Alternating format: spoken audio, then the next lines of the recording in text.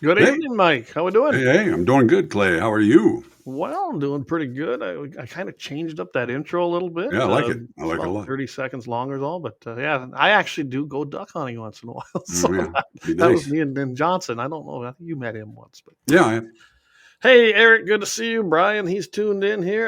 We had a really good show last night, oh so yeah, who it was knows? a We good might show. we might actually be hard to say. We might actually have a few fewer listeners probably. It was a pretty good show last night. I went 2 hours.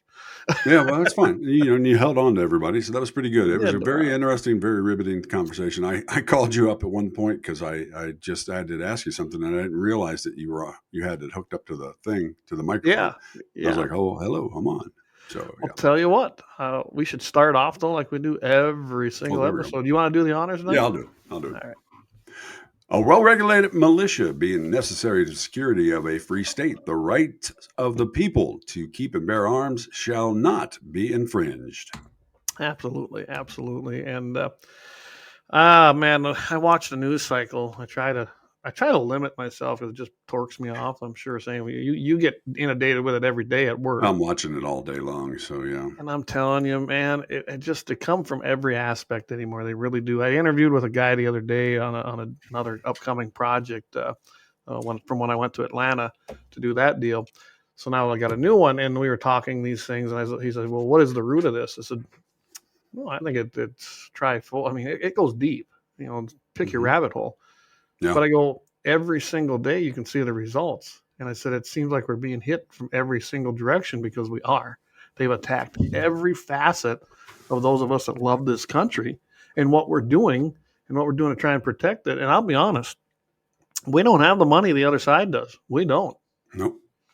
Doesn't that make rich Democrats? That don't I even make wish sense to I me. wish I had there's a picture out there. It's a meme, but it's a picture, but it's been out for a long time. Actually, it's been out since like the 70s, and Mm-hmm. it's a working class man on one side of the table who's got half a cookie, and there's a black man on the other side of the table who's got half a cookie.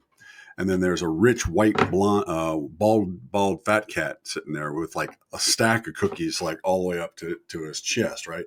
And he's pointing to the one guy, saying, "That guy's trying to take your cookie." You know, um, and it makes me think. Speaking of what you were saying today about one sidedness and whatnot, so they were talking today about Haley and Trump in Indianapolis or Indiana, Okay. Yeah.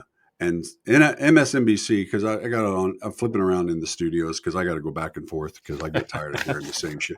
And so MSNBC spent like 45 minutes per segment on this how bad Trump did because Haley stole 21% of the vote from, and I'm like, well, anywhere you go, that means 79% went for the other side. I mean, Yeah. you can't.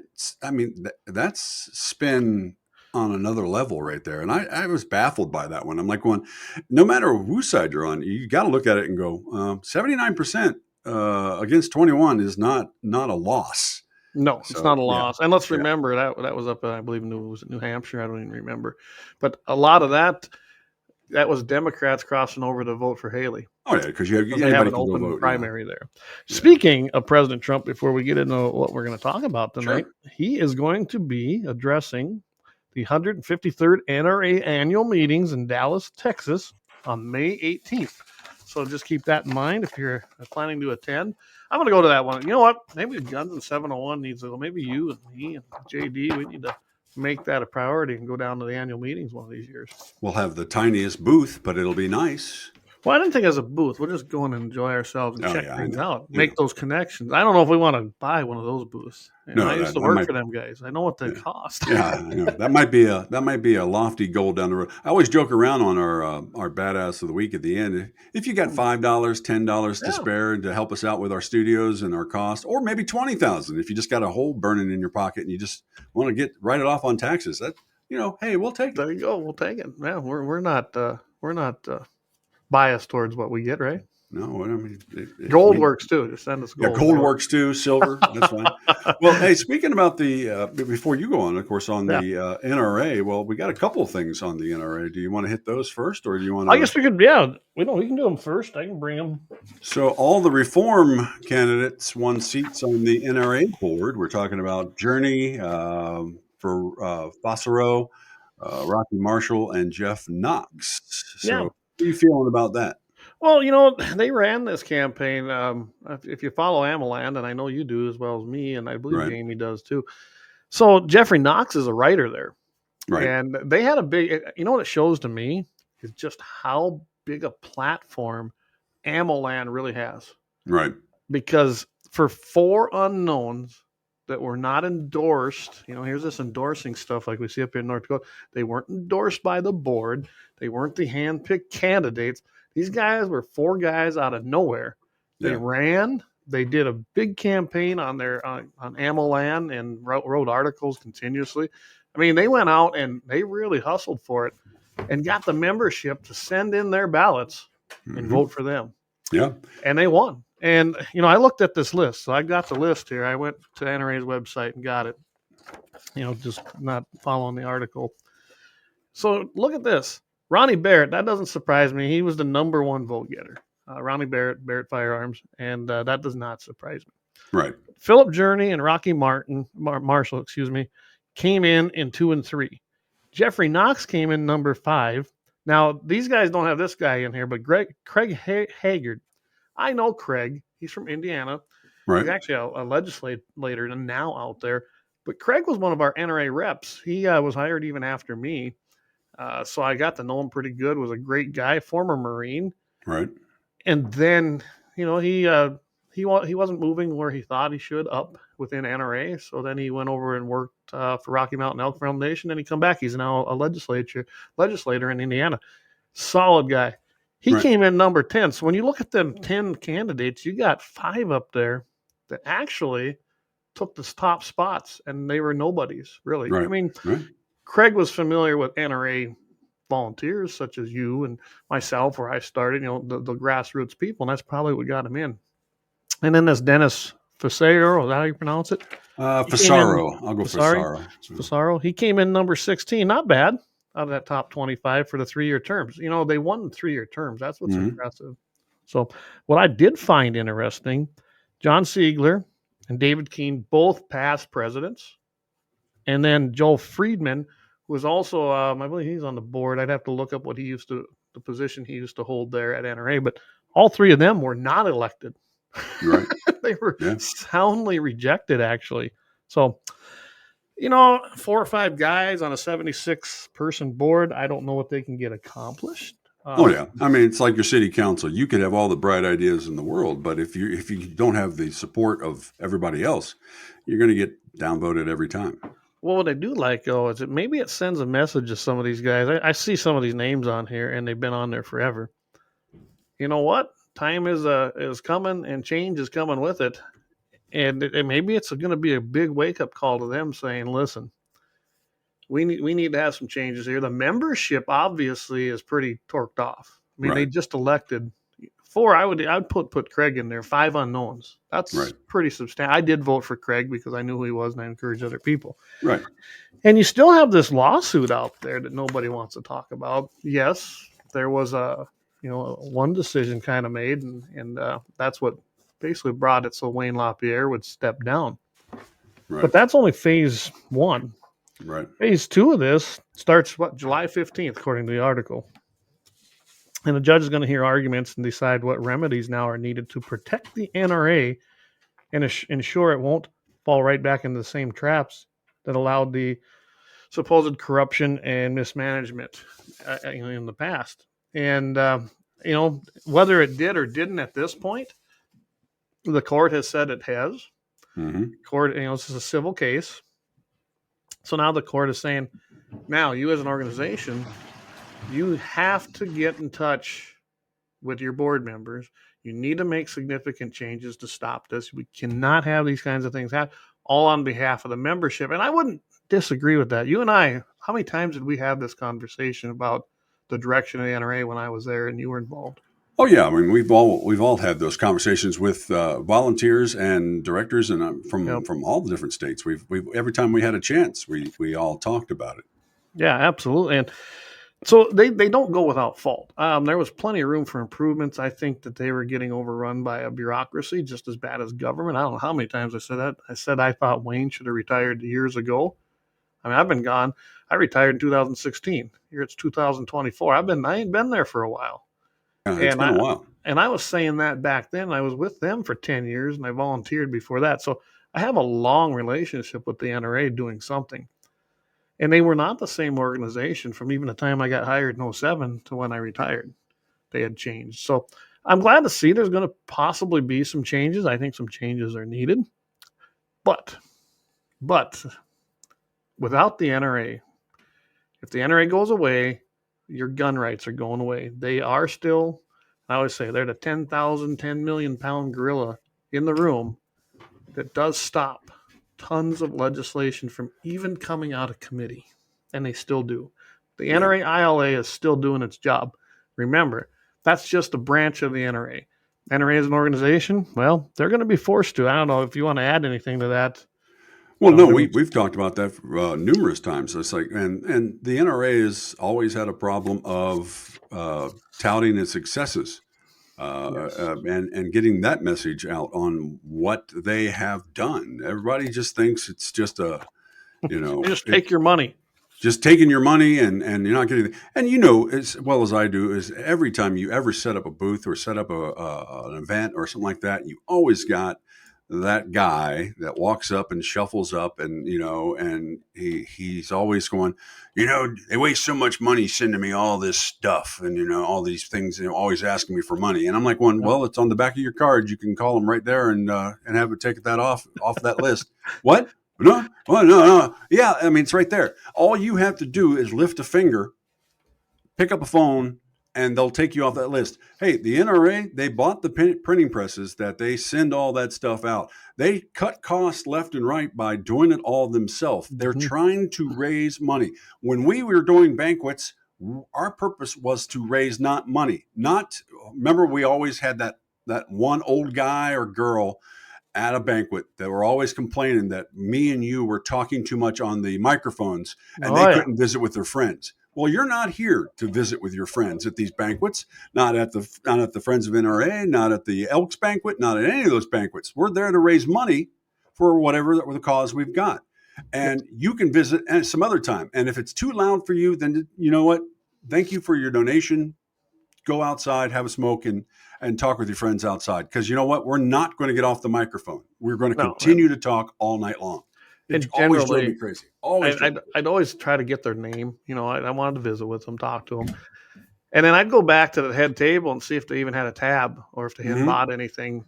Granted, they could have bought a few things with cash, but most people there, when we kind of got things perfected, they were running tabs and they were either writing checks or Yep. paying at the end of. They paid at the end of the night. They paid their tab, and generally those people bought their dinner ticket, bitched about it, and then didn't spend a dime there, They spend a dime. Right. unless it was the $5 gun raffle for the Right. Well, that or or the penny whatever. raffle, or something Yeah, like that. so I yeah, you got to make money. That's the whole idea. You're doing it to support the foundation and the Well, programs we used to that's do like a and business. A business out there is out there to, if a business tells make you money. we're not out here to make money, well, then that's not And a business. well, Uh, why would you do it then? yeah. It's like the NRA. NRA, its prime function for its membership is to raise money because it's got to function. It's got to Takes a lot function of money to fight these commies. because they're not fighting one entity out there. They're fighting a And let's not thousand different forget, entities all over the place. yeah. And when NRA started, it was about civilian marksmanship. Mm-hmm. That was the basis of it. So a lot of those programs they still exist. They take money, and that is the primary goal: raise the money. Yeah. And then they've got I don't know 400 to 500 employees. It's a big. I mean, think about it. It's a big company in a Yep. sense under the umbrella of a 501c. I think they're a 501c4, C4. the parent company, because the 501c3 is a charitable Yeah. nonprofit, and that's what the foundation was. Anyway, they had to raise money. Second, they had to take care of their members, and I think that gets lost on some of the people up above. But I think the members feel that which probably is where a lot of these animosity and things come from. They see Wayne LaPierre or whoever out there doing this, wearing great suits and running around the country. Well, what would you like your face of the NRA to do? Yeah. Stay home? I mean, just sit in the background and be a wallflower. I mean, that's not what you want. No. When you go into these situations, when the ILA and all this stuff goes into court and everything, they don't send the wallflowers. They send the bulldogs to go there and get the job done, because Absolutely. the government does not have the very best lawyers. No. The government does not have the very best people in it. Now, everybody always says, I'm going to go into the government section, and work. And I'll say, well, then that means you can't make it in the regular, or you just want to take the easy and try to go for a pension. And I'm not saying that every government employee is bad, but let's face it.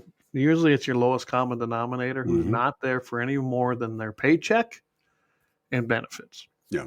And it didn't used to be that way. Government didn't used to be the best paying place. Well, that's changed, and it still, get this, it still hasn't attracted the best people because they can do a lot better in the private sector. And what happens in government that can happen? Well, it does occasionally, but it doesn't happen as much in regular businesses, is that you can't fail up.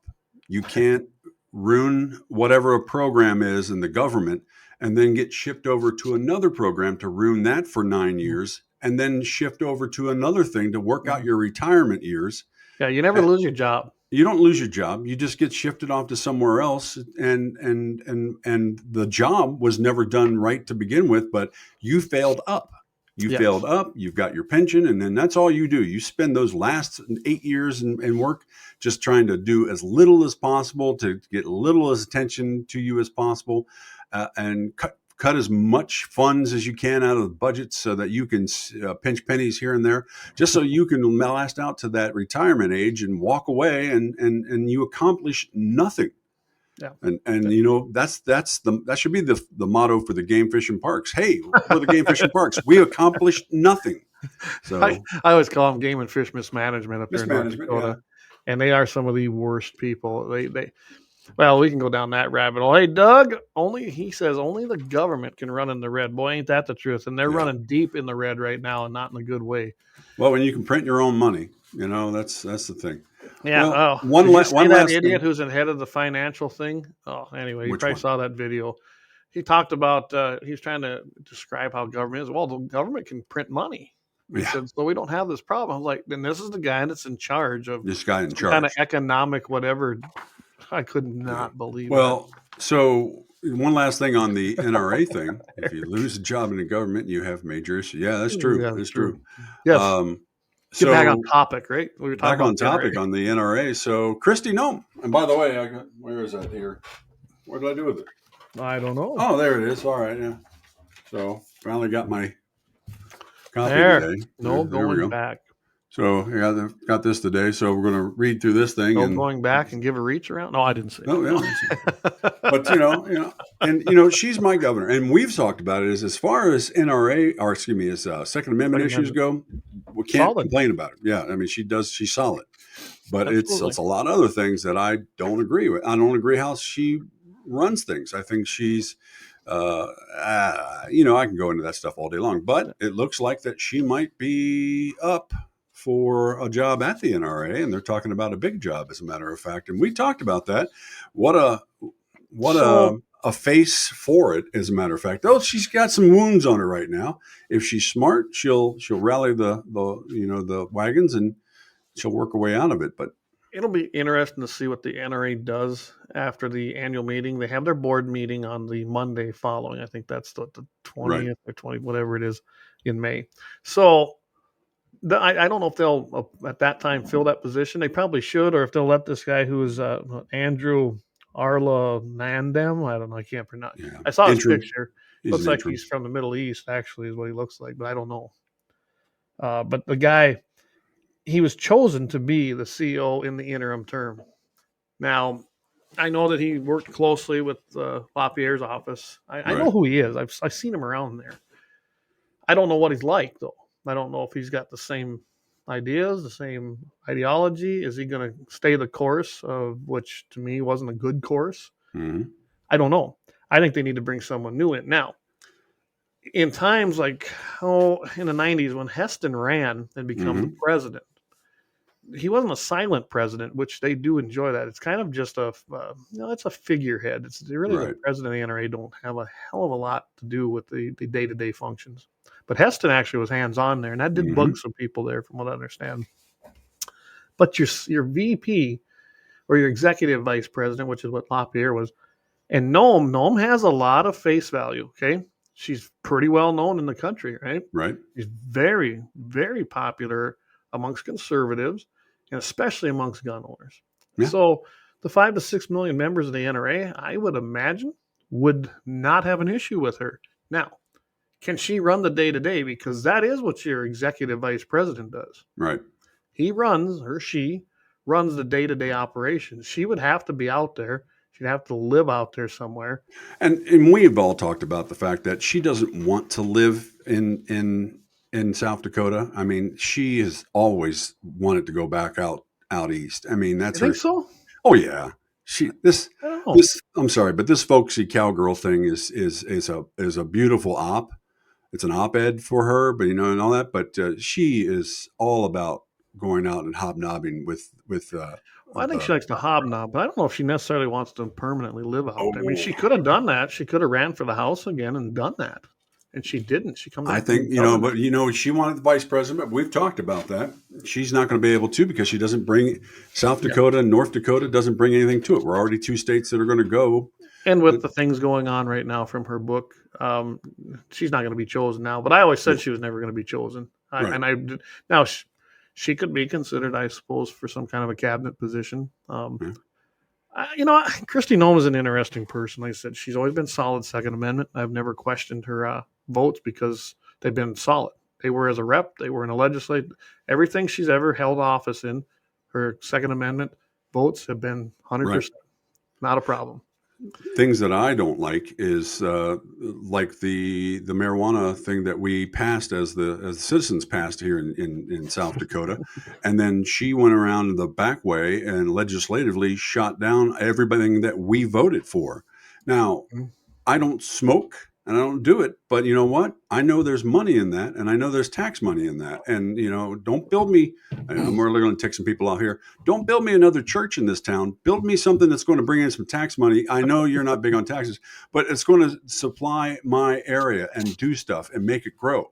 I'm tired of What I having always ask the people what? who want to legalize marijuana? I don't care. You're going to smoke dope and fry your mind, Right. fine. But I also then have the right not to hire you. Okay. Mm-hmm.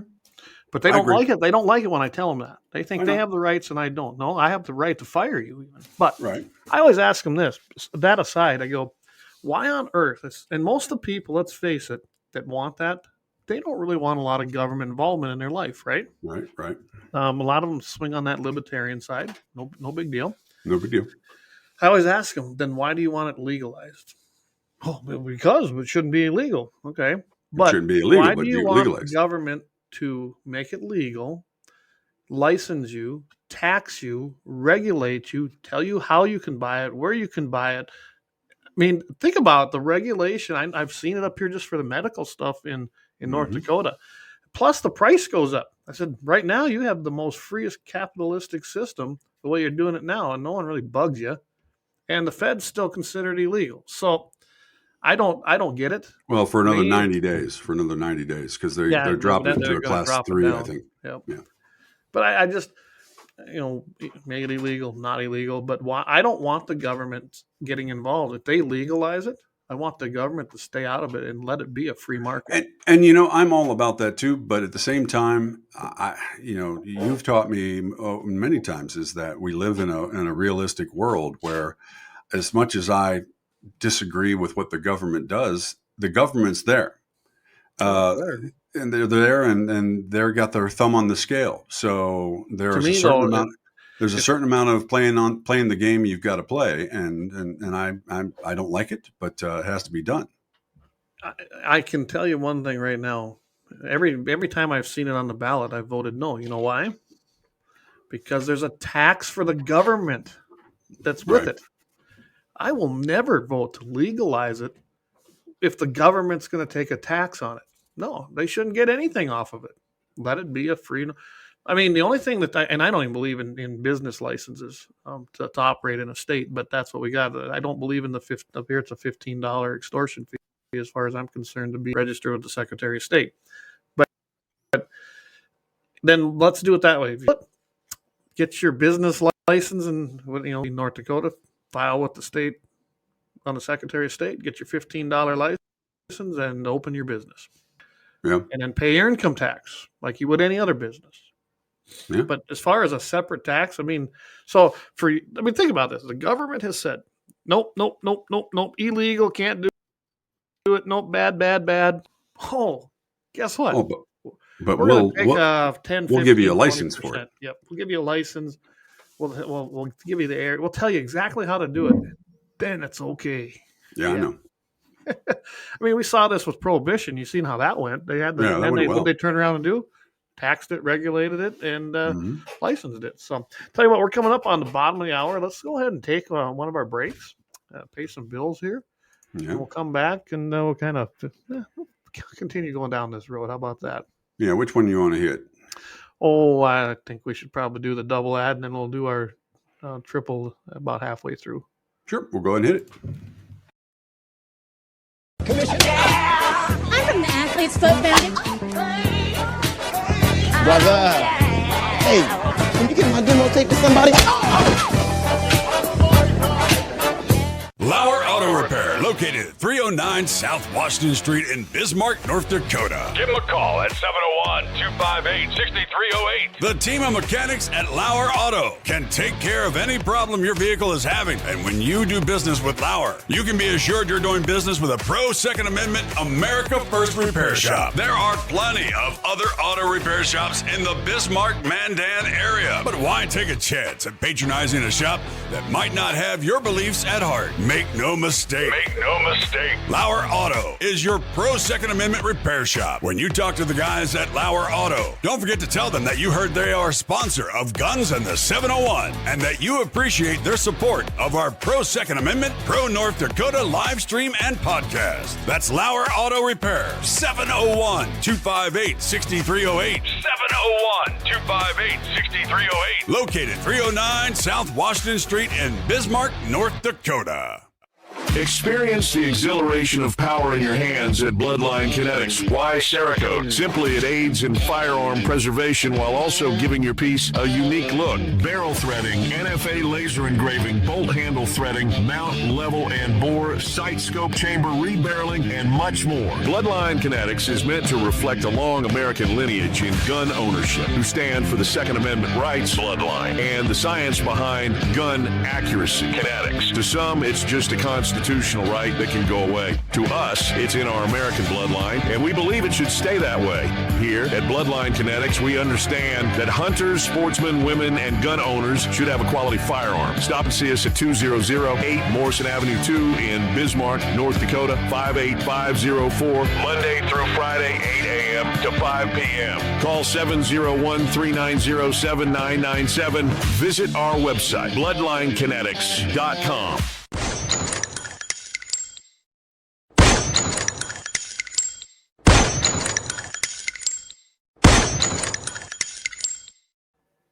All right. I like that last frame there. That's got our assault tumblers on it. Our assault tumblers, yeah. Hey, tumblers. Courtesy of Lauer Auto Repair. Hey, Axe did those for us, and they turned out great. Those are really nice. Yeah. Thanks again to Lauer Auto. This is how this show's powered, as we like to say. Guns and 701 powered by Lauer Auto Repair, guys. So thank Doug and stop in there. And before we get on to anything else, I got one thing I actually brought home from work today that came in my prep for radio. Yeah. You'll like this one. A company that makes Swiss Army knives is developing a bladeless product due to the rise of knife crime. There are several versions in the works which will be targeted at different jobs and activities. So your Swiss Army knife, I like that. Is going woke? Yeah. Well, I don't know. No, they're not going woke. I think they're being forced to produce this product and, stay man. But, hey, by the way, if I commit a crime with my car, we're going to go ahead and give you cars without wheels. So they're probably going to try that next. I mean, they're trying to get rid of gas motors. Oh, yeah. But So, anyway, I saw that. Yeah, That's that's just kind of funny. I love that. It's bladeless Swiss Army knife, and it's yeah. not a knife; it's a tool. Then, right? I mean, I can lose the toothpick. That's fine. It's the rest of it that I need. So Well, Eric, going back to Kristen Young, says she is popular in the Barbie doll category. yeah, So, yeah. yeah, I mean, there's no doubt about that. I'm going to kind of hit on something because I did do a little calling, did a little asking. So one thing about it is, of course, right now, her spokesman says, nope, she never said that. Okay, maybe she did, maybe she didn't. I don't know. Maybe she contacted people. I don't know. And we're not going to know that because no one's ever going to admit to it. Right. But so this was what I got from a guy that, I still got connections there. Mhm. They said that in the hierarchy or, your senior people at NRA, that her name, yes, was brought up. And it wasn't necessarily like when I talked to him, he said, it wasn't that she called me or called any of the other board members. It's just that we knew of her. I mean, he said she came to our annual meeting and signed an executive order. She spoke there many times. She said, "I'm myself." He goes, and others were very familiar with her. And yes, he said we did float her name out there. He said, but we've made no decisions. And he goes, she definitely wasn't going to be in the interim. He goes, we didn't. He goes, me personally. He says, didn't know if she was interested or not. So that comes directly from a guy that I can't tell you his name. All right, that's fine. It's kind of confidentiality. And yes, like I said, I did know quite a few people out there. Imagine that. I mean, I got involved with something and I got to know the people there. Yeah, there you go. It's nice to be able to pick up that phone though and still visit with these guys. And when I look at that, as far as Wayne LaPierre, right now at this point, I'm pretty sure he has no pull or not much to Right. even get somebody in there if he wants a certain somebody. And I think the board's going to do what the board wants to do. And I think they're going to look at this lawsuit that's going on, and that's what their decision is going to be made on. I mean, they did, what was it? I forget where I put this, but they did elect a compliance officer now into their bylaws. They voted to have a compliance officer. Never had that. And that's what part of that's going to be, is to try and satisfy the judge when this thing goes back into court in July. So, can you imagine if we got a Tess Tally up there to take over that job, holding an AR in her hand, saying, you'll take it from my dead cold hands? that'd be awesome. That'd be awesome. And it would excite the base. Got my vote. Tess Tally's got my vote. I mean, there you go. And I know Vance, he texted. He said he was in a meeting out in New York City, some production deal they're working on with the Picante sauce. Picante sauce, yeah. New York City. We'll have to give him some crap about that. But Mm-hmm. yeah, I guess, if Tessa's tuned in, I know she watches once in a while. Yeah. Hey, maybe we need to float your name there between now and May. There you go. I'm telling you. She'd be good at that probably. Yeah, but again, this isn't for the president. This is the executive vice president. So it's a real job. I mean, you are in charge of the day-to-days, and they do have meetings regularly out there. They have a big, up on the fifth or sixth floor. That's where the big boardroom meeting is, and that's where everything takes place. And it's an active place. I mean, it really is. So, right. I don't know. Was her name floated? I think yes, according to who I talked to. He says, but he goes, I don't know how extensively that went. How far it went. And he had no knowledge of her calling LaPierre. He says, I don't know. He says, I really couldn't tell you. I was taking some notes here. And I don't know, when you look at what happened now, with the Kim Jong-un and all that crap, would that affect that? I don't know if it really would. I don't think the people that would be looking at her as members. I think the 25% hardcore from every state and doesn't give a darn, and that'll be about 50% of our NRA membership doesn't care about that as well, and maybe more. And in the long run, I mean, there are so many things in a news cycle. I can tell you right now, with the heat the NRA takes on a daily basis, this is nothing. I don't think it's going to matter. Nothing, tiny stuff, especially the board members. This is just a little blip, and it'll be gone. Yeah. And personally, I said this last night too, is that I don't care that she shot her dog. I've shot dogs that were mean, running around, chasing my animals around here. The difference was they were probably strays. I know the one wasn't. Didn't care. The guy had been warned. I told him I was going to shoot his damn dog, and I did. I was chasing my cattle. Yeah. Never. I mean, I've had to shoot cattle, that were down, couldn't get up, you do the right thing because you're not going to let them suffer. There was Right. no fixing them. But a mean dog, if it's truly mean and can't be helped, yeah, you probably got to put it down. And I don't go to a vet. Now, I can tell you this: our pets here. Well, you've seen the pictures, you've seen Mhm. Nell's posts. We treat them probably as good as the kids. Yeah. And I cannot put down myself a pet that's been with us for 14 and 15 years. We Yeah. do take that to the vet and have it done. So Yeah, I know. there It's is like, that fine you got line. attachment to it. I mean, yeah, I just think that it came off too cold. I mean, I understand that's what she was going for, that she can be detached enough to make the hard decisions. That's what she wanted to say. And it in the didn't book. come out that way. And it didn't come out that way because, people have a certain thing about dogs and cats and all that stuff and their animals and they don't think rationally. And that we've gone over that before too. Is a lot of times, if people could think rationally or at least detach themselves from the emotion of a subject, they could have a discussion about all kinds of stuff, but Yes, they they could. can't because they got to drag in every nasty thing they can and try to beat you down that way. And it doesn't work in the long run. Well, that says mean dogs should be put down. I agree. Now I can tell you this: after we've had a few dogs here that we got. This is way off our subject, but not every dog is mean. They have a people problem from someplace else, And sometimes that can be corrected, but sometimes it can't. Sometimes the dog is just they were probably abused so bad that they can't come back from it, Right. and that's not the dog's fault. But when that dog can't come back from it, what else do you do with it? Yeah, and here I am sitting with a mixed Chihuahua that I should put a muzzle on in the house. Love this dog. I do. This damn dog sleeps on my shoulders half the time. But it's anytime somebody rings a doorbell or whatever else, it's like Cujo popped out of him. And Yep. Axe says, he goes, most of the people that are upset about her shooting a dog, they're probably also pro-choice. You're right. That's, go ahead, kill a baby. That's okay. But no, you can't shoot your dog, I guess. You're right. You mean they're fur babies? They can do that to their fur babies. So what's Eric says? These idiots that are most pissed about it will support abortion all day long. But you look at a pet wrong and they get pissed. Yeah, same thing. And there's probably a lot of truth to that.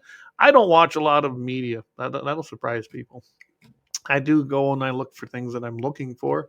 But as the most part, I don't watch a heck of a lot of media. So I can't tell you what was in the news cycle all day long. I hear little tidbits on the radio, but for the most part, I tune into my own stuff, or I'll download a podcast and listen to it. Or surprisingly, I'll watch something from the BBC. They report more accurately than our own press. We talked about that a long time ago when we first started. I started working for you. And you're the reason I started doing that. Sometimes you got to go outside the United States for national news because it doesn't have the spin on it, because they don't have any skin in the game. So they're not trying for the ratings on that or whatever. And you get a better look at something. So yeah. Well, speaking of going out of the country, our neighbors up north, Canada, they're trying to do some things, aren't they? Oh, Canada. So the latest victim in Canada is not people. No, it is a particular gun, the Browning high-powered pistol. Yeah, wow. They are David Pouligis, a reporter on Canadian forces and military issues, has been following replacing and destroying, not just replacing, but destroying Browning high-powered pistols used by Canadian military since World War II. Most of the pistols were part of production run at the end of the war. The Canadian military has been working on the project for many years, and they are going to not just replace them, the Browning 9mm, which is currently in use, but destroy all of them too. So, I'm trying to see what some of the quotes are. The magazine of a typical Browning high power put in production in 1935 typically holds 13 rounds. They are forbidden in Canada. The highly restrictive Firearm Act of 1995 was passed into law as an extreme mass murder in Montreal. Which, by the way, did you read the rest of that? No, I was getting to it. So okay, go ahead. Well, no, you go ahead. You go ahead. Well, what they've talked about how a semi-automatic rifle was actually used to commit those murders. They're committed by Gamil Rodriguez Garbe. Did I get that one right? Oh, Gamil or Rodriguez Gargaby. Yeah. Yeah. And then he changed his name to Mark Lepine. Because it's Montreal. But Yeah, yeah, it's Montreal. they all want to be. Because he They all want hated to his be. father. Yeah. His father had repeatedly beaten him and blah, blah, blah, blah. So he had a bad childhood, right? Mm-hmm. Well, you'll love this. They banned handguns with barrels of less than 105 millimeters, which is about 4 1/8 inches. They were banned. Magazines that held more than 10 rounds were banned. No handgun was used in the mass murder, but that's what they went ahead and did. The barrel length was specifically crafted into law to ban most handguns. Browning high powers have, drum roll, 119 millimeter barrel with about a 4.7 inches, what that comes out. So Mm-hmm. remember, less than 105 millimeters, and remember, down the metric system. And the high power has a 119 millimeter. So Right. obviously it was geared towards that pistol and just about every single other pistol, even though a semi-auto rifle was used in the murder. So you should probably ban the handguns, right? Right. And that's what's happening here. So go on there and tell them what they're planning to do here. What was confirmed here in 2024 of April. What was that? Because I'm looking at the fact that they're moving to the Yeah, they're 9 moving to millimeter 6 pistol, hours. the 6 hours, the P320s. So here's what they distributed to did units. here. This started out in 2022, Right.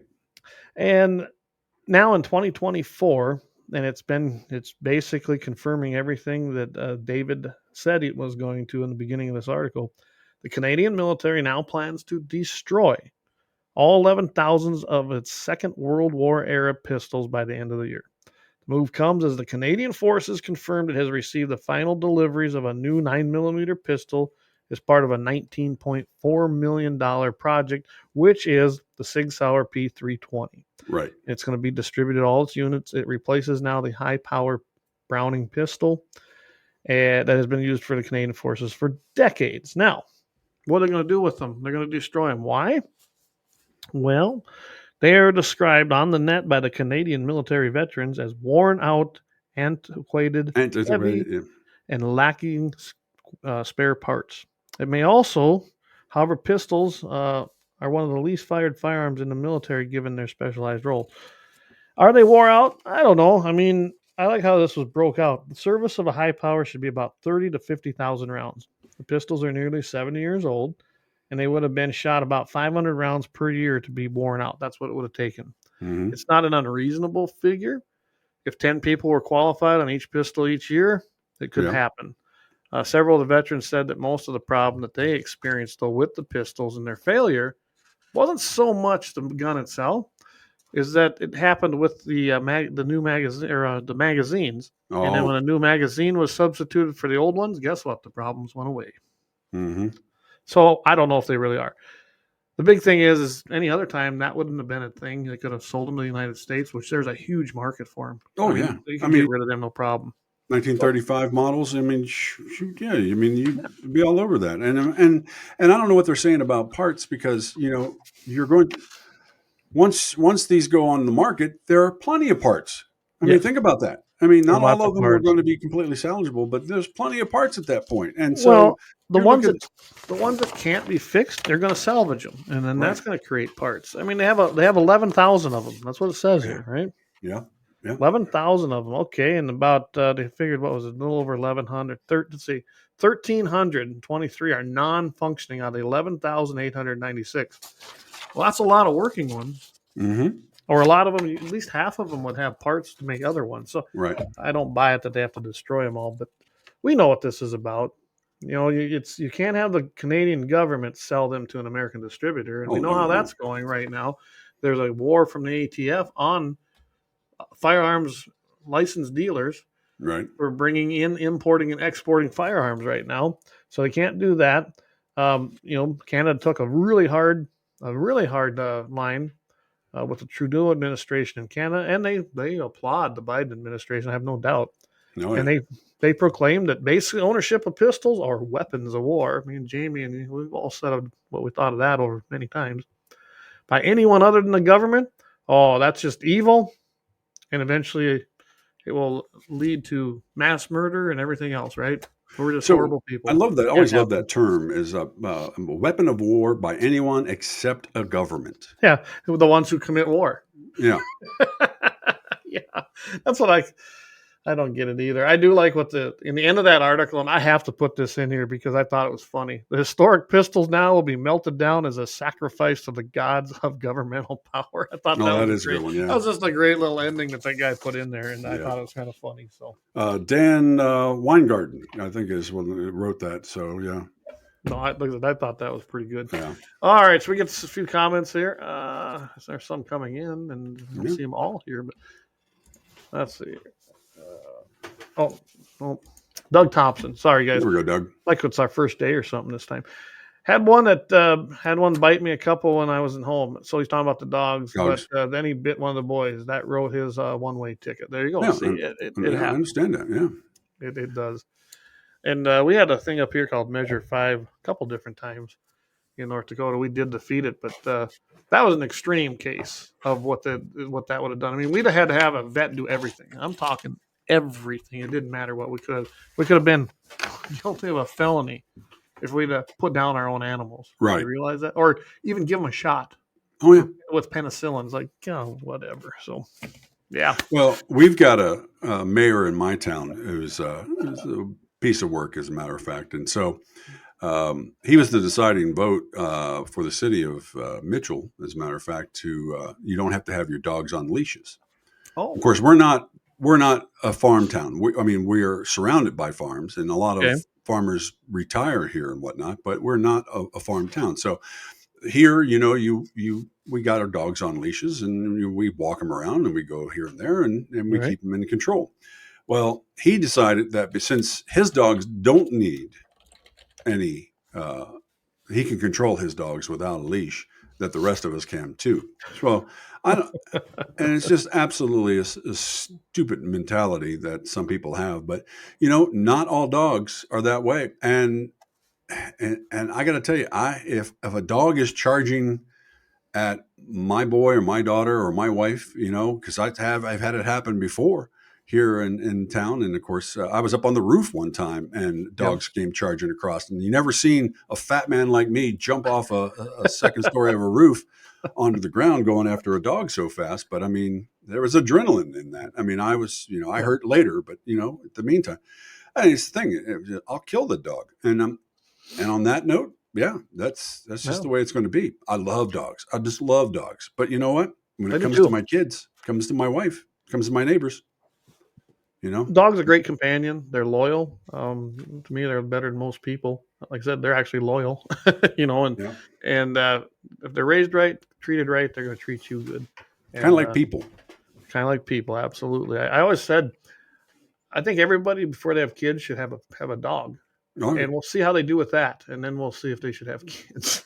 Because I can tell you, if I've seen people that have dogs that they don't take, they don't give the correct discipline. Nope. Show that dog how it should behave, take care of it, and then when they get kids, they do the same thing, and their kids are the ones usually running around causing problems. Well, they let them run roughshod. Yes, they do. And it's like, and I was having this discussion the other day. It's like, my son spends way too much time in the garage working on his truck and this and that, but I don't complain about it because my son could be out doing a lot of things. He goes out with his buddies and they hang out in the parking lots, different places, and they shoot the shit with each other and tell horrible jokes, and that's just the way kids are. He's a teenager. He's a teenager. I expect that. I expect nothing less. But you know what? He spends most of his time either working construction when he gets out of school, when he's done with his work, and he's done his mowing jobs, then he goes do construction work with a buddy of ours. And then when he's done with that, he comes home and he works on his car if he's done have a date with his girlfriend. I mean, as far as I'm concerned, he's the all-American kid. Yeah. Sounds like he's living the dream right now. He's living the dream, and he doesn't have rent. To pay for a house. He doesn't have rent. Yeah, I know. Food. But, he borrowed my car for he needed another socket or something that didn't have the right size. So, there's my card. It's in his pocket right now. So, well, that's okay. That's what we grew up doing, and see kids doing that a lot. Yeah, I tell you what, if they buy guns and collect guns, go hunting, and they got a vehicle they want to take care of, fix up, and maintain, they ain't gonna have no money to do any stupid shit. Yeah, I know. It's gonna be okay. So I'll tell you what, we're coming up. Why don't we do our triple ad, And then when Yeah. we come back, I think that's a great time to introduce the badass of the week. And then we'll finish after that with our last little news. Okay, cool. Let's go and do that. I'm from the Athlete's Foot Foundation. Brother. Hey, can you get my demo tape to somebody? Lauer Auto Repair, located at 309 South Washington Street in Bismarck, North Dakota. Give them a call at 701-258-6308. The team of mechanics at Lauer Auto can take care of any problem your vehicle is having. And when you do business with Lauer, you can be assured you're doing business with a pro Second Amendment America First repair shop. There are plenty of other auto repair shops in the Bismarck-Mandan area. But why take a chance at patronizing a shop that might not have your beliefs at heart? Make no mistake. Make no mistake. Lauer Auto is your pro Second Amendment repair shop. When you talk to the guys at Lauer Auto, don't forget to tell them that you heard they are a sponsor of Guns and the 701 and that you appreciate their support of our pro Second Amendment, pro North Dakota live stream and podcast. That's Lauer Auto Repair, 701-258-6308. 701-258-6308. Located 309 South Washington Street in Bismarck, North Dakota. Experience the exhilaration of power in your hands at Bloodline Kinetics. Why Cerakote? Simply it aids in firearm preservation while also giving your piece a unique look. Barrel threading, NFA laser engraving, bolt handle threading, mount, level, and bore, sight scope chamber rebarreling, and much more. Bloodline Kinetics is meant to reflect a long American lineage in gun ownership, who stand for the Second Amendment rights, Bloodline, and the science behind gun accuracy. Kinetics. To some, it's just a constitutional right that can go away. To us, it's in our American bloodline, and we believe it should stay that way. Here at Bloodline Kinetics, we understand that hunters, sportsmen, women, and gun owners should have a quality firearm. Stop and see us at 2008 Morrison Avenue 2 in Bismarck, North Dakota, 58504, Monday through Friday, 8 a.m. to 5 p.m. Call 701-390-7997. Visit our website, bloodlinekinetics.com.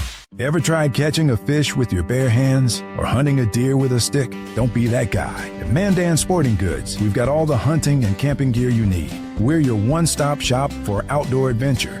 A well-regulated militia being necessary to the security of a free state, the right of the people to keep and bear arms shall not be infringed. Check us out at mandansportinggoods.com, or better yet, stop in to 210 East Main Street, Mandan, North Dakota. Mandan Sporting Goods, where the outdoors meets functionality. Store hours, Monday through Saturday, 9 a.m. to 6 p.m. Closed Sunday. Take up arms at Mandan Sporting Goods. Your adventure starts here.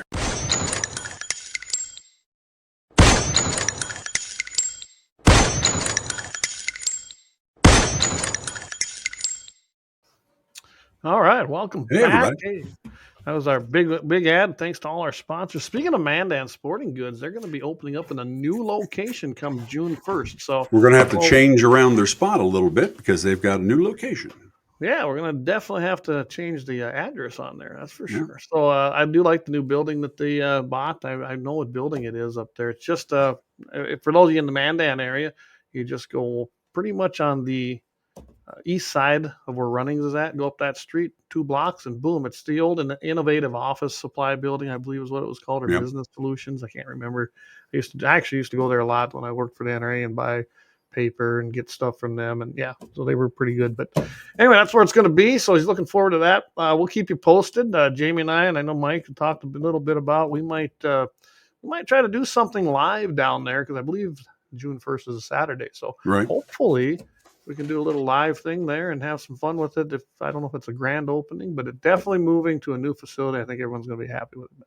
That's Mandan Sporting Goods. And, of course, while you're out and about, you might as well go down to Lauer Auto Repair. Give another plug to Lauer. They are our main sponsor, and we can't do it without guys like Lauer Auto Repair and all the other great sponsors we have here. Yep, I do appreciate them. And we are looking for a sponsor just to do the Badass of the Week. It's growing in popularity, and it's getting a lot of views and a lot of replays, so it would be a good place to drop an ad in there, and it will be cheaper than doing the main sponsorship. But you're only going to get it during the Badass segment. So just a little note to everybody, if you're interested, we are going to be offering that here soon. And that's you can always send us an email at guns@gunsin701.com. Guns@gunsin701.com. So there you go. Speaking about that badass, before we get to that, of course, real quick, we've got, don't forget, coming up this Friday, we're going to be on K-Fire once again. We're going to have some things to talk about on that as well. Of course, so we'll be there with Todd. Todd was with you last night. He was. He had a good time, I think. Actually, that was a good show, and we're going to recap that here later. Before we end the show tonight, we'll do a little recap on it. But yeah, Todd joined us, and I don't know if we'll try it tomorrow. I don't know if he's ready for that, but we've been trying to do that where we can get him into the restream, and maybe we got that set up now, so then we can do that. Anyway, we're going to definitely give it a whirl here at some point. Right. But yeah, Todd had a good time, and I know we'll have him on again. Kelly did a great job, and he had fun with it too. So yeah, it was a good show last night. So thanks, JD, for setting that up, because he's the guy that set all that up for us. And we had some guys and people I was over when I was driving around. We are on Twitch. As a matter of fact, we had some people listening over on Twitch, and they were making comments as well. So I thought that was pretty cool as well. So, it's amazing. There's all these different options for you out there where you can go and get your social media. So if you don't want to stick around with with Fascist Book and all that stuff, you can always you got other choices. I tell you, Rumble's the one taking off. You can't see the comments here. I still haven't figured out how to put them in here. We'll hopefully someday. I don't think that, from what I can see, it's not an option yet from Rumble, because it deals with embedded codes, and they just haven't developed that. Just like you couldn't go live there for a long time. But yeah, we're getting there. Rumble's only 2 years old, though, right? Right. Rumble's in its infancy. I'm telling you, our channel over there keeps growing. The views per episode way outnumber the ones on CommieTube. Yeah. So just think about that on each episode, and I'm glad that we got a lot of followers over there. Yeah, I appreciate. We're gonna be putting more effort into the Rumble channel and growing it, because it keeps growing. So go over there. If not, create a Rumble account. Look up Guns in the 701. I did see something. Just touch on this. We do have a Guns in 701 channel that I didn't know what I was doing when we were first doing it. So I did the first one under my own account, and then I figured out how to do another one, and it looks like I can transfer everything to that other one. So I'm going to work on doing that, and it sounds like it's not real complicated. If that's the case, that's what I'm going to work on doing, and getting everybody over to that channel. So, all right. Anyway, so with that, I'll let you take it. Well, we got our badass of the week here once again. And of course, one of the things that we want to say on this is that there's been a thing out there, and they're probably right, that drinking alcohol does not help you with hypothermia. But apparently, if you drink enough, it can help with the initial shock of going into cold water. So we'll say that, and we'll go ahead and do our badass of the week if you're ready for it. I'm ready. Go ahead and let's roll. All right.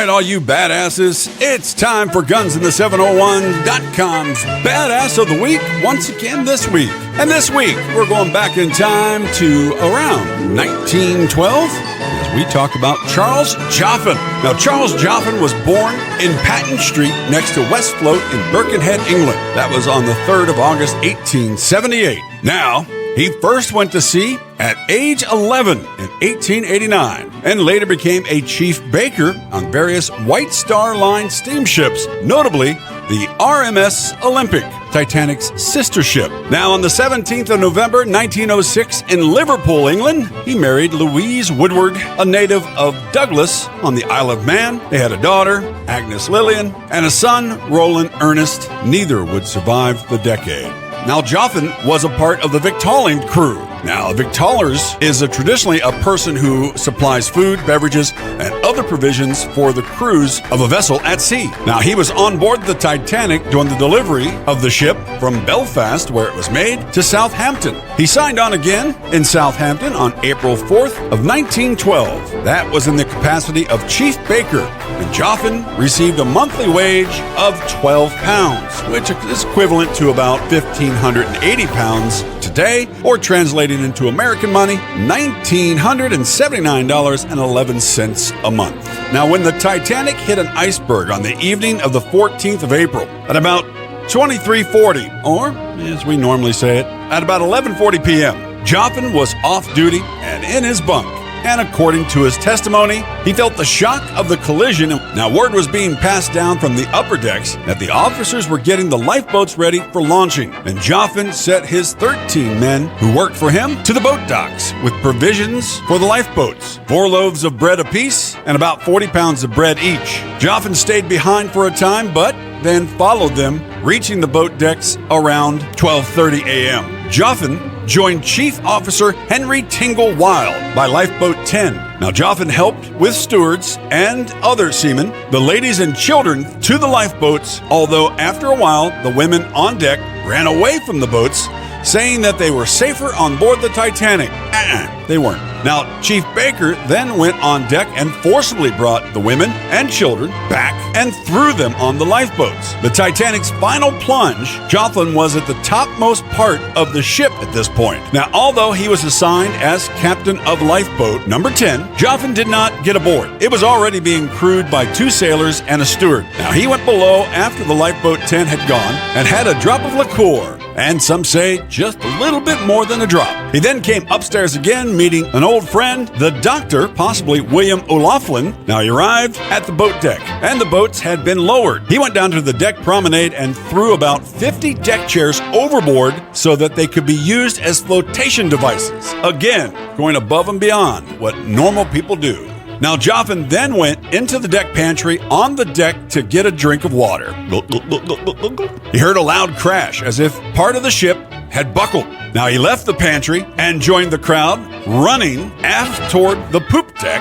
Hey, don't laugh. That's what it's called. And as he was crossing the well deck, the ship suddenly gave list over the port. And according to him, threw everybody in the well in a bunch except for him. Now, Joffin climbed to the starboard side of the poop deck, getting hold of the safety rail so that he was on the outside of the ship when it went down by the head. Now, as the ship finally sank, Joffin rode it down as if he were in an elevator, not getting his head underwater. That was his words. Therefore, making him the last survivor to leave the Titanic.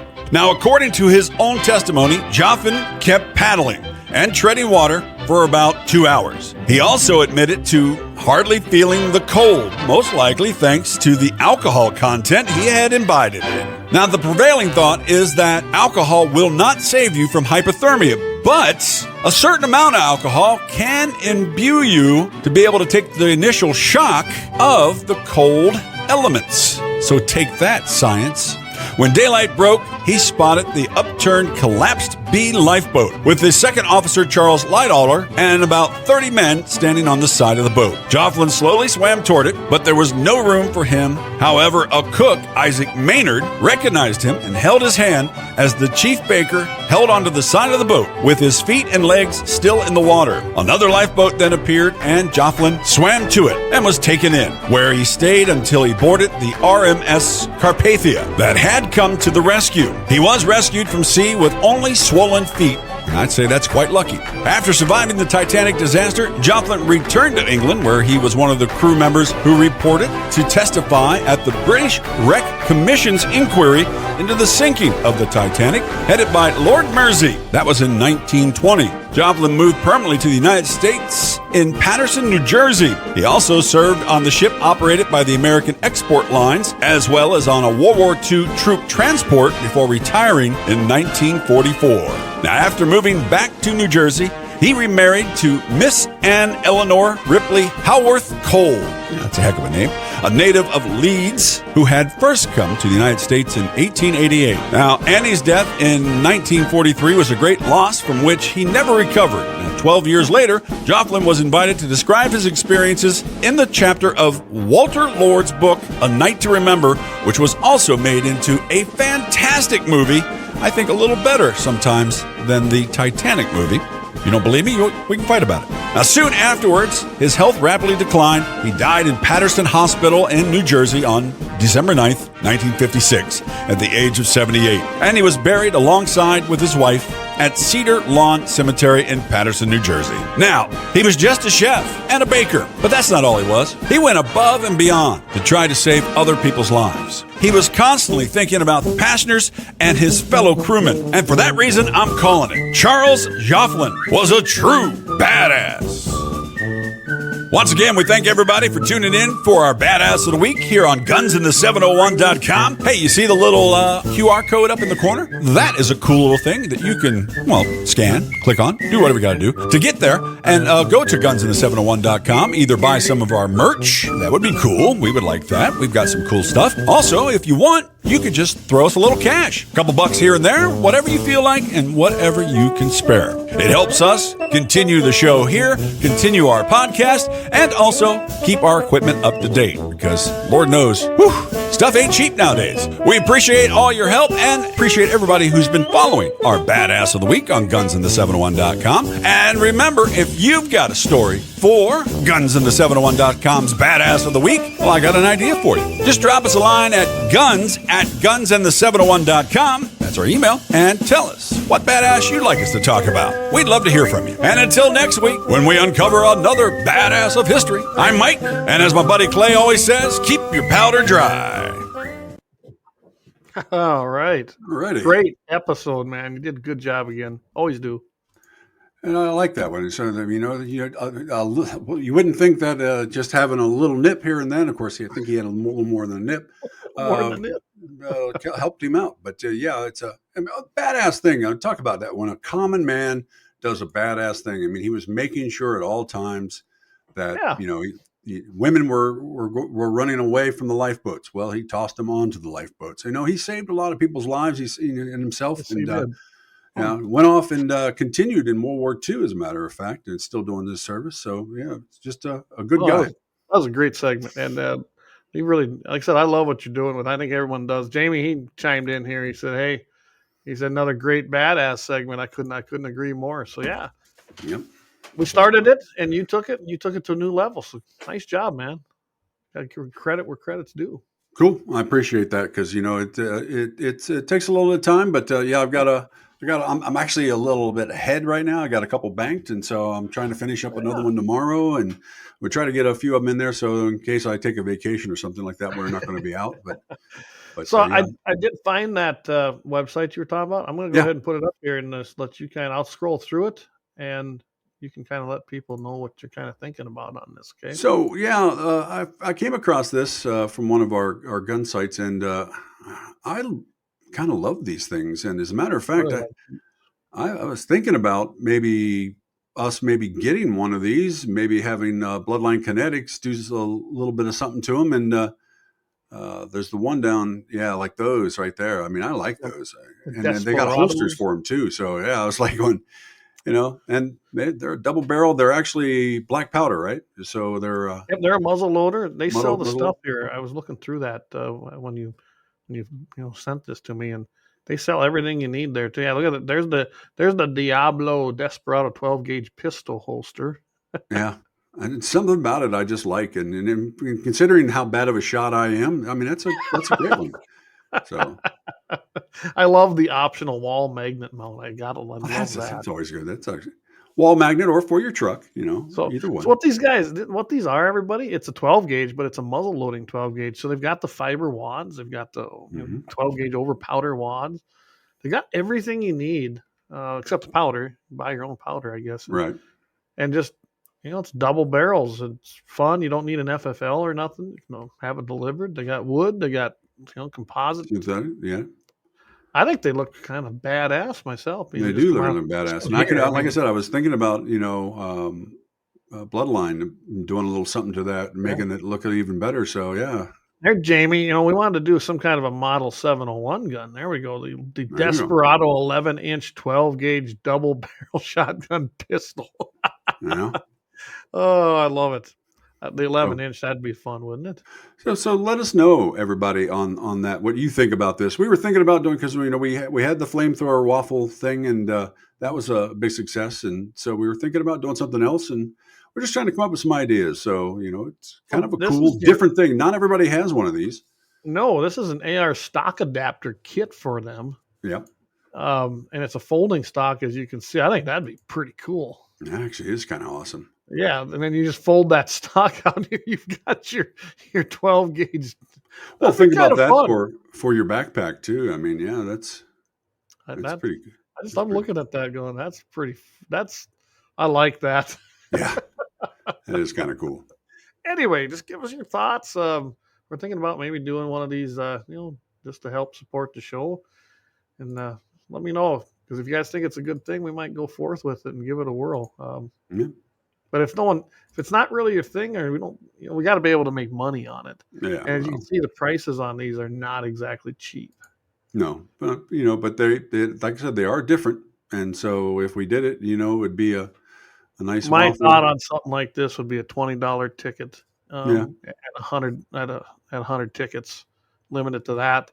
And we'd make a little, you'd get a fun toy. I think, most of these are in anywhere from that $700 to $800 range, it looks like. So we're not making a ton of money, but definitely would help us out. And anyway, thoughts on it. If anyone is interested, we'll talk it over with Jamie too and see what he thinks. And we'll go from there, I think. Always looking for something different. Oh, yeah. And this is definitely different. It's not your normal gun raffle. So, yeah, I like it. I think it's kind of cool. I like that. Yeah. So I think that'd be a good idea. It's Doug. He says, what is a John Wayne movie rep Lobo that had an actor with a shotgun pistol? I don't remember it. I know what he's talking about, but I don't know if it's John Wayne or not. Lobo's what he's talking about, but yeah. Red Lobo or Rio Lobo. Yeah, since I thought it was Rio Lobo. Yeah. I don't remember. I don't honestly remember that. But I got that. I got the DVD. I'm still old school. I'll have to go watch it now. Hey, Brian Warner says, great badass. So, yeah. Thank you, man. Appreciate that. Maybe that's our badass model. Oh, that would be a good badass model, wouldn't it? Yeah, that would be pretty cool. So, anyway, just another thought. Something different. Yeah, be a good idea. So, we'll go and see what we do from there. I guess I'm going to do I don't know. Do we want to do this one with the Chinese illegals, or do we want to save that for another time? Hit that. We got some time, actually. We're a little ahead of time. So, yeah, we can hit that real quick. I'm going to start off with this. So this takes place, guys, down. Oh, here. Brian answered you. See, we got a great fan. Rio Bravo, Dennis Hopper, I believe. There you go. There you go. All right. So this is the Mexico-California border, of course. Chinese illegal aliens are using Mexican IDs to ease their passage into the U.S. Imagine that. Who would have thought, right? Crazy. The trend was revealed in new footage that came out of San Diego at the border, when a number of Chinese illegal aliens entering from Mexico this year so far has already doubled its total for the whole of last year. And we're only this was May, but those numbers are for April. So think about that. It has doubled for the entire year in 2023 in just 4 short months. That's bad. It's not that the IDs. What's that? Go ahead. The cartels are catering to this too, because it's a money-making thing from the Chinese government. Yeah. Well, yeah. Going through this, it looks like they're charging sometimes up to $35,000. Paying cartels to get these to get in here. Most of them are flying into Tijuana, but I'm just going to go a little bit into it. It's thought that the IDs are being made and sold by cartels so that illegals traveling into the U.S. from Asia and elsewhere can pass a check by the Mexican police. So it's not so much getting through ours because they know our border is wide open. It's to get through the Mexican police. The documents are then destroyed or discarded by the illegals as they cross the U.S. border, making it harder for authorities to even identify them. And it eases their way for asylum. So I saw that, so I did a little, had to go look some stuff up. Right. I didn't realize that when you come here, if you got any kind of ID or anything at all, it makes it really tough for you to claim asylum. Right. But if you come in here with nothing, I mean nothing, you can come in with new clothes and cell phones and things, but don't come in with any kind of identifying documents. That makes it way easier for these people to claim that they're being oppressed or their lives are being threatened and basically and I've always wondered on that same note is like you talk about Guatemala and all these others that they're spending um, thousands and thousands of dollars down on the road. Yeah. And then when they get to the coyotes at here closer to the border, they're spending up to $8,000, $10,000 to get across the border. And you think about that, and it's just like, that I never understood why they didn't just take a plane. Well, that's the reason right there. It's because they can't claim asylum. Right. Because of It's that all reason. about claiming asylum. Yeah, that's what they're trying to do. And why does this have anything to do with the Second Amendment or guns? I can tell you right now, especially with what's happening in some of these cities. I mean, they want to give illegals guns right now. Maybe even let them. Chicago is kicking the idea around still of letting them serve in their police departments, and then that's how they can gain citizenship. But we're seeing a ton of illegals. They're getting over here. They're getting a hold of guns. And they don't go through background checks like you and me. No, they don't do it legally. They just jump the border and committed felonies. What's another one? And they're acquiring firearms. And some of them are violent people, and they're using those things for a multitude of things: robberies, murder, rape, you name it. The stories, the things are mounting up. You can find these just about anywhere when you search it out and find the stories as to what's happening with illegals coming. My biggest fear is the China ones. Right. And I'm not the only one that thinks this. Chief Patrol Agent Anthony Good, he's of the Border Patrol's El Paso sector over in Texas, had told a Homeland Security Committee that during a private hearing, agents were trying their best to figure out why the illegals are coming. But that information can be hidden, and their agendas and their ideologies, and all of it can be missed. And he basically, in that, is saying, we could be letting in terrorists. We can be letting in communist spies.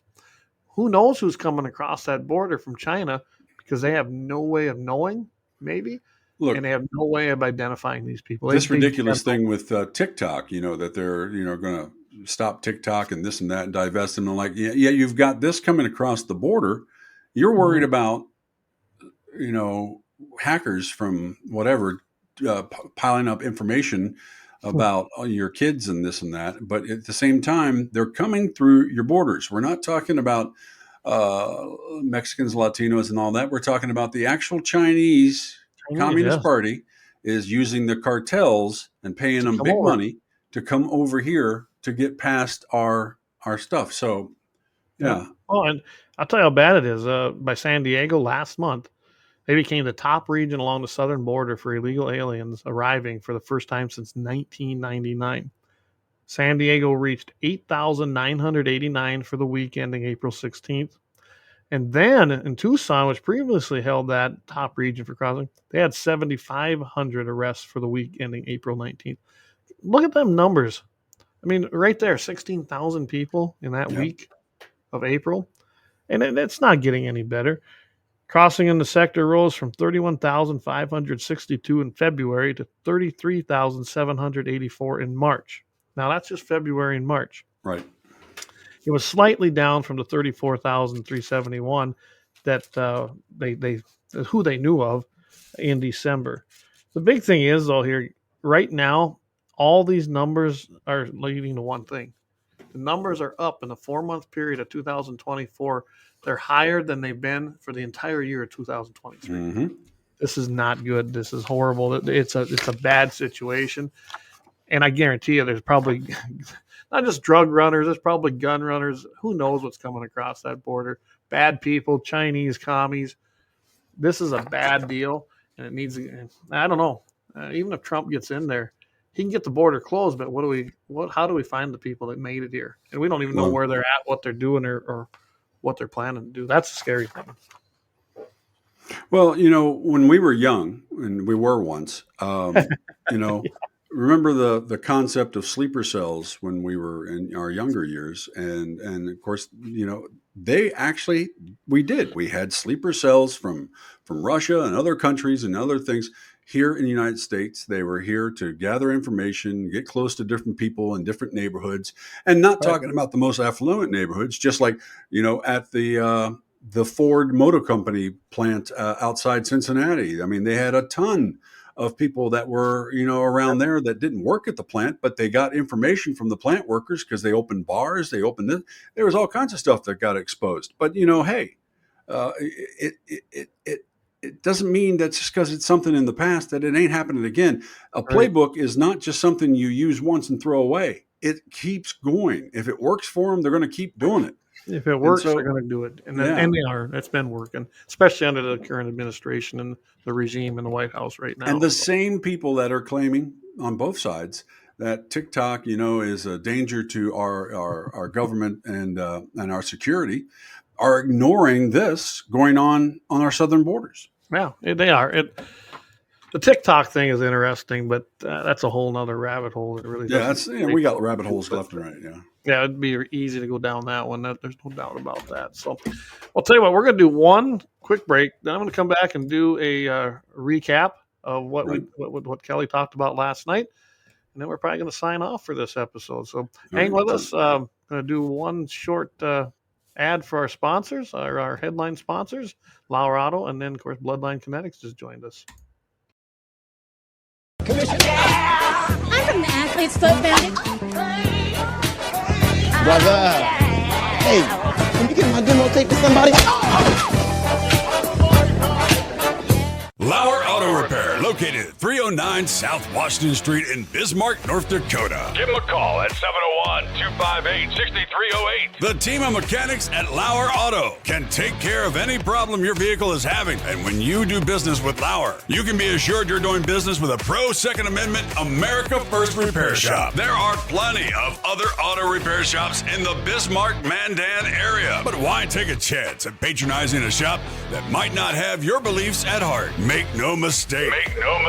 Lauer Auto is your pro Second Amendment repair shop. When you talk to the guys at Lauer Auto, don't forget to tell them that you heard they are a sponsor of Guns and the 701 and that you appreciate their support of our pro Second Amendment, pro North Dakota live stream and podcast. That's Lauer Auto Repair, 701-258-6308. 701-258-6308. Located 309 South Washington Street in Bismarck, North Dakota. Experience the exhilaration of power in your hands at Bloodline Kinetics. Why Cerakote? Simply, it aids in firearm preservation while also giving your piece a unique look. Barrel threading, NFA laser engraving, bolt handle threading, mount, level, and bore, sight scope chamber rebarreling, and much more. Bloodline Kinetics is meant to reflect a long American lineage in gun ownership, who stand for the Second Amendment rights, Bloodline, and the science behind gun accuracy. Kinetics. To some, it's just a constitutional right that can go away. To us, it's in our American bloodline, and we believe it should stay that way. Here at Bloodline Kinetics, we understand that hunters, sportsmen, women, and gun owners should have a quality firearm. Stop and see us at 2008 Morrison Avenue 2 in Bismarck, North Dakota, 58504, Monday through Friday, 8 a.m. to 5 p.m. Call 701-390-7997.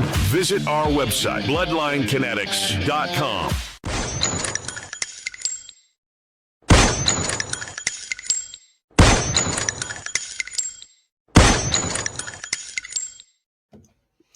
All right. Again, thanks to our sponsors, Lauer Auto Repair. They power this whole baby right here. They've been doing it since the beginning of the show. And we want to thank Doug and the crew down there at Lauer Auto Repair on 309 South Washington Street. Hit them up, 701-258-6308. Someday maybe we'll get him a website. I know I started a shell, but I don't think he really thinks he needs one. So maybe we will. Well, you know what? I think about it. If you don't have one and you're happy with it and you're doing okay, but sometimes, you can get kind of big and fast and not be able to handle everything. So, it's just how many people working there? I know there's 3, maybe 4. Maybe Doug can tell us. I know that I think there's 3 or 4 guys. You have to let me know how many is actually working there, Doug. Mike wants to know. He says he loves that brass dropping. Yeah, I do. I do. So I'm going to give everybody a quick recap. And I thought we had a good interview. Jamie set that up. I didn't get there for most of it. I had a different meeting last night on a different platform. So I thought Kelly did a great job. He answered the Second Amendment questions, directly, and it didn't surprise me. Kelly and I have known him for a while. Right. I think he might even possibly, if his schedule works out, hit our 2A day. It's during the Memorial Day weekend, so I don't know, and I imagine he's going to be busy. I know he'll be back in North Dakota, but usually when them guys come back, he's in the middle of a campaign, so I suppose he's going to be hitting a lot of parades and memorial services and things. So might We'll not. have a small parade. We, get a couple of our trucks together and have a small parade. There we go. So it'd be fun to have him, but we could also invite him some other time. I'm sure Doug would be good with that as well, and get him out on the range with us. He obviously knows about shooting. Right. I found it interesting that he is carrying while he's in DC. I don't know what it takes to get a DC carry permit, but I imagine a rep or anybody in the levers of government, it's easier for them to get one as far as that goes. But yeah, he carries all the time there. He knew exactly what he was talking about when he was talking about shooting or carrying. Right. And you know what? It did not surprise me that he did well with that particular segment we did, because he is a Second Amendment guy. I keep telling everybody that. Yep. Whether you like him on other issues, I do have issues with the carbon sequestration crap. I don't believe in it. I think he's in the arena where he feels that without it, we can't have ethanol, we can't have coal, and I disagree. You don't cave. To me, you don't cave to that faction up there in Congress. But right now, there ain't a lot we can do it with the regime that's there. Right. They're making law by regulating. So anyway, that's all. But that had nothing to do with the Second Amendment, which our show is. So Right. I thought Kelly did a great job. I think that his voting record speaks for itself when it comes to the Second Amendment and firearms rules and laws and regs and everything else. And I think he'll carry that through as a governor. So I want to thank Kelly for coming on. Like I said, I think he did a great job.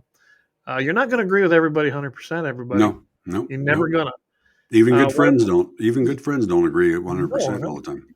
Me and Jamie, you and me, we have different thoughts on a lot of different issues. But I'd say 85 to 90% of the time, we're right there in the same ballpark, right? Yeah. You're ketchup based barbecue, and I'm mustard based. I mean, there you go. So I don't worry about that too much.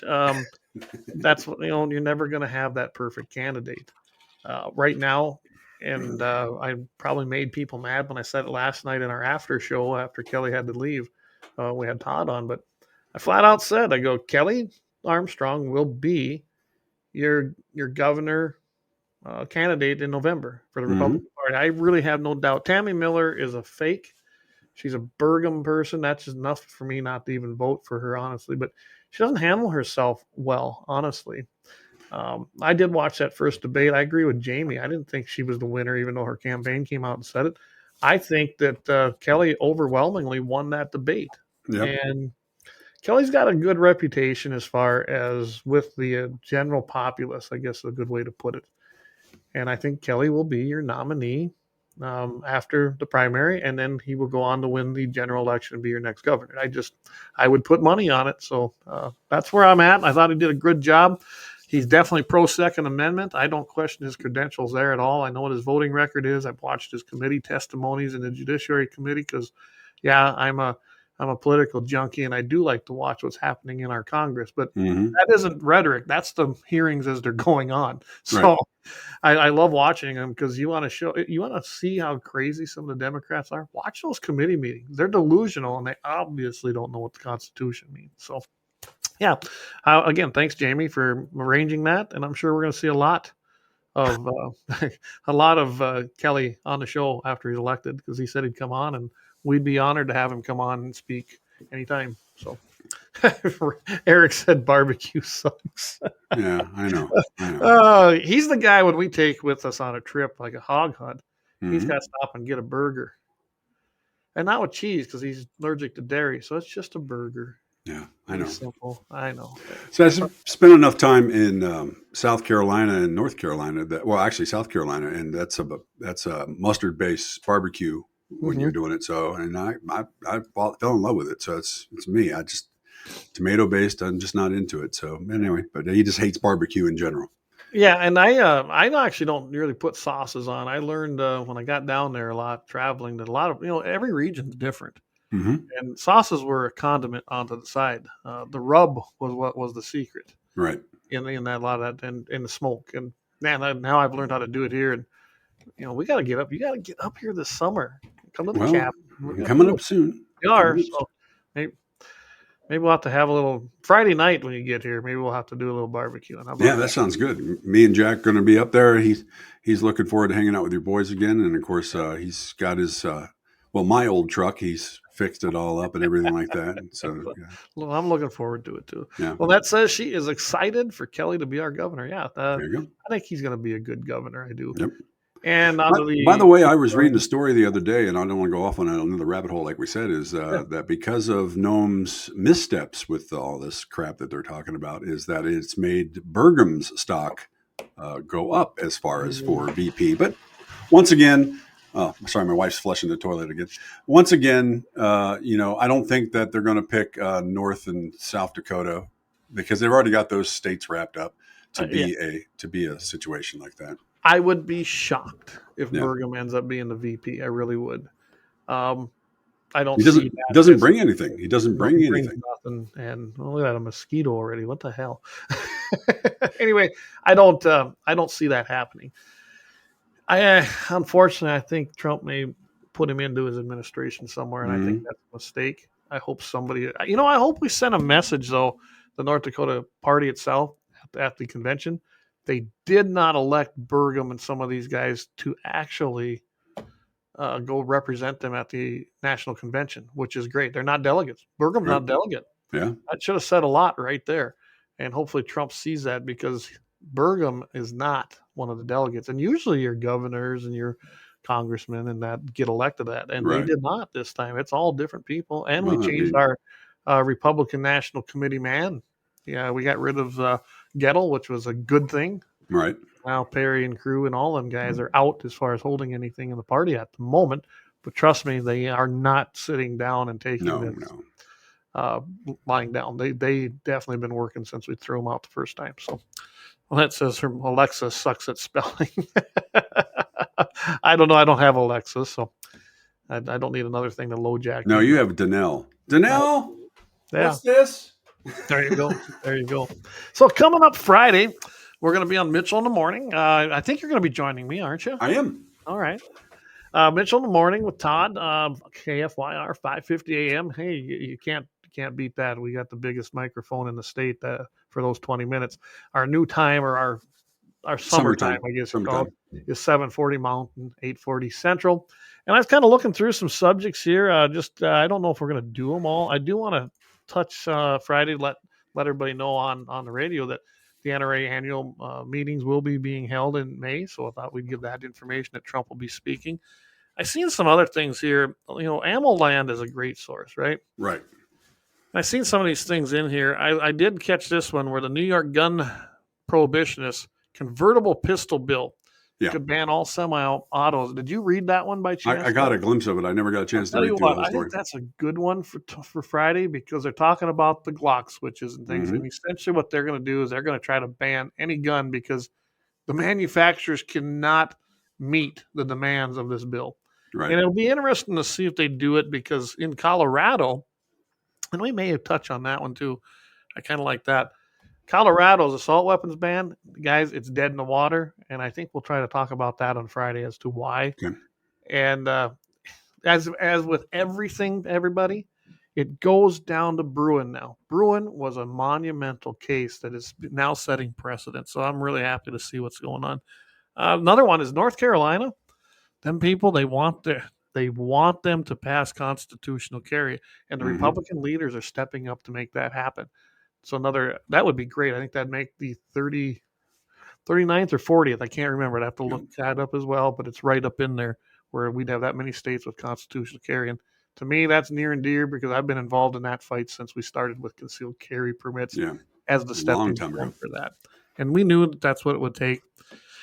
Yeah, so that's just some of the things we got going on for Friday. And of course, I think I'll try to do an armed citizen segment. I think we'll rename it to that on the radio. I think the happy ending of the week is what was. Some people take that wrong, but there's plenty of those things out there. And I found a couple great articles. One of them is actually it's animal related in the armed citizen. So I think that'll be a good, nice touch. So that's basically what I think we got going on Friday. And of course, every single Wednesday night here, 6 p.m. Mountain, 7 p.m. Central, me and Mike are generally here. Vance joins us sometimes, and sometimes we even have JD in there helping out. Yep. And when do we have any note on when JD is going to do another What is next segment's going to be on 701 Nation? I'm not sure. I know he's listening. So, hey, Jamie, any idea when you're going to do your next 701 Nation? It's usually every other week. So, Right. So, and if there is not, a possibility if we get one of the other candidates to come on, because I think Jamie was putting out some invitations, and we're going to try to get Rick Becker on here as well. Then there will be a special episode that we'll try to give you notice on. So I was going to say if I can get Jack to drive up, get out of school early enough, we could be up there in time to do drinks in the 701. well, that's we kind of mentioned that last night that maybe we ought to do one during 2A day. So, but we'll keep everything. Okay, here it is. Jamie says next Thursday, 2024 UTV episode. So there you go. There you go. That's 8 p.m. Central. That's right. He went to his new time. I know we talked about doing that too, going an hour later. We'll talk about that later. Yeah. If we're going to do that. So that's right. Next Thursday, 701 Nation, and it's going to be at 8 p.m. Central time. Tune in, and he's doing a UTV episode. So don't want to miss that. Thanks, I know Jim. he loves his Kawasaki mule, and Yeah. you're welcome for that. We got rid of them Polarises. Oh, by the way, if you are interested, shameless advertise, interested in a Polaris Ranger, what year is it, Mike? 2008. It's got 1,500 hours on it. Okay. It's got the radio and everything else. It's pretty much spotless. My brother-in-law. Full cab, right? Yeah, full cab and everything. Got a new windshield in it and everything else. It's really clean. So, yeah, he's looking to sell his. So, yeah. So let us know, and we got pictures. Yep, guns at gunsinthe701.com. You can email us. That's probably the easiest way. Yep. Or if you got my number, text me. I can get you in touch. Because Mike's coming up here on the 24th. He's coming up the night before. So Right. if you're interested and you think you want to get a nice-looking older machine, and it is. I know his brother-in-law takes care of everything, really. Yeah, he's all particular on that.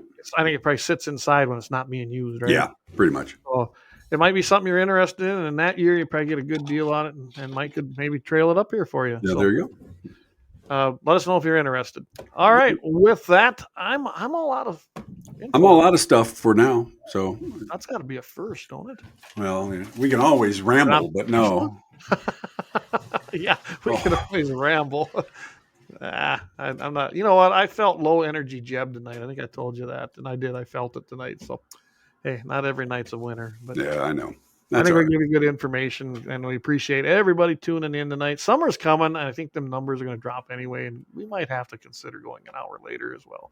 And that's fine. People got a lot of stuff. They don't get home until later. They got stuff going on, baseball Well, games. And this I'll and be that. haying here in about a month, so I know Oh, I'll that's be. true. That's I true. mean, it'll be nicer if it's an hour later for me too. So we'll Yeah. keep everybody posted on that. I did update the homepage on the website, so all the new stuff's up there, and I'll get it updated as we do new shows here the rest of the week as well. So Sounds go check great. everything out.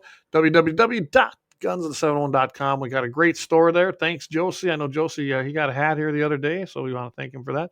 Got a lot of great gear there. We got hats like these. We got other merchandise, T-shirts, things like that. With that, I want to wish everybody a great rest of the week. Tune in on Friday. Don't miss us. 7:40 Mountain Time in the morning, 8:40 Central Time on Mitchell in the morning. And we got a great show, I think, lined up for And you I'll be sharing out the tonight's episode of Badass of the Week separate tomorrow. So make sure you share that around all your friends and social media. Let's get some more exposure on that. So there we go. Absolutely. Till then, what do we always say, Mike? Keep your powder dry. See you guys next week.